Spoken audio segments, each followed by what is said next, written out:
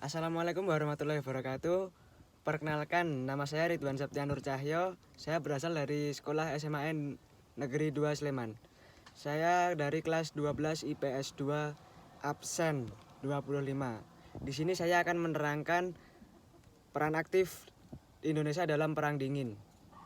Yang pertama, gerakan non-blok dilatar belakangi oleh Konferensi Asia Afrika di Bandung pada tahun 1945 yang menghasilkan Dasar Lisa Bandung sebagai kelanjutan KAA.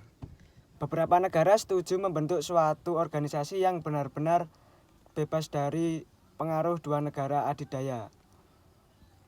Tujuannya adalah memelihara perdamaian dan keamanan internasional, mengusahakan agar PBB berfungsi secara efektif, mengusahakan terwujudnya tata ekonomi dunia baru.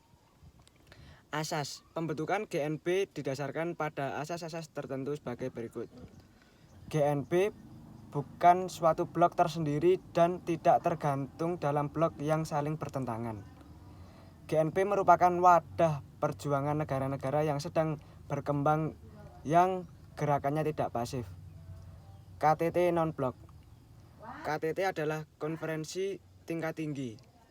GNB merupakan forum tertinggi dari organisasi GNB. Berikut beberapa pertemuan yang mendahului KTT GNB. Yang pertama, penyaratan bersama antara Joseph Broz Tio dan Jawaharlal Nehru pada tahun 1945. Pertemuan Kairo mengenai syarat anggota GNB dan pokok kegiatannya.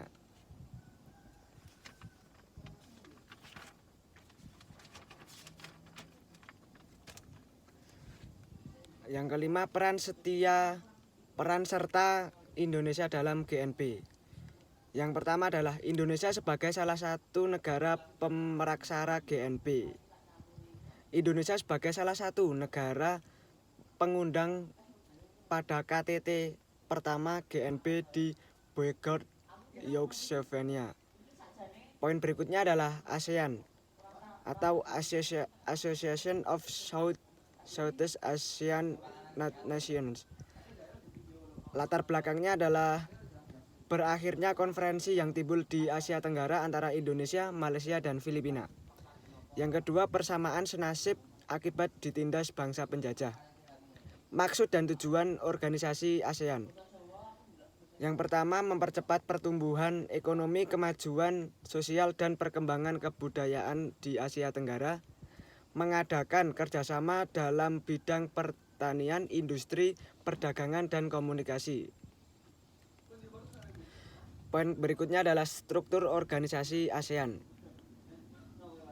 Struktur organisasi ASEAN sebelum KTT di Bali tanggal 23 sampai 24 Februari 1976. Yang pertama, sidang tahunan Pak Perdana Menteri, standing komite, komite tetap dan khusus, sekretariat nasional ASEAN pada setiap ibu anggota negara-negara ASEAN. Selanjutnya, peran serta dalam ASEAN.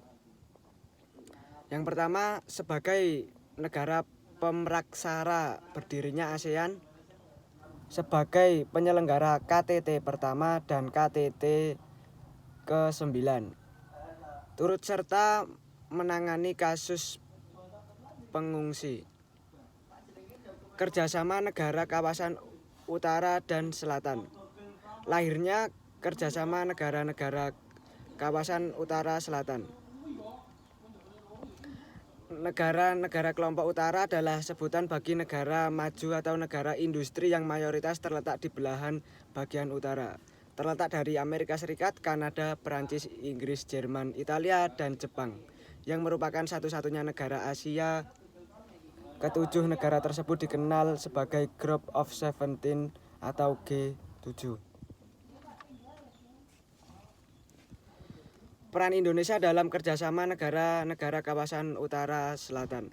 Salah satu peran aktif Indonesia dalam kerjasama utara selatan ditunjukkan dengan cara menghidupkan kembali dialog kawasan utara selatan berdasarkan rasa saling berketergantungan yang setara.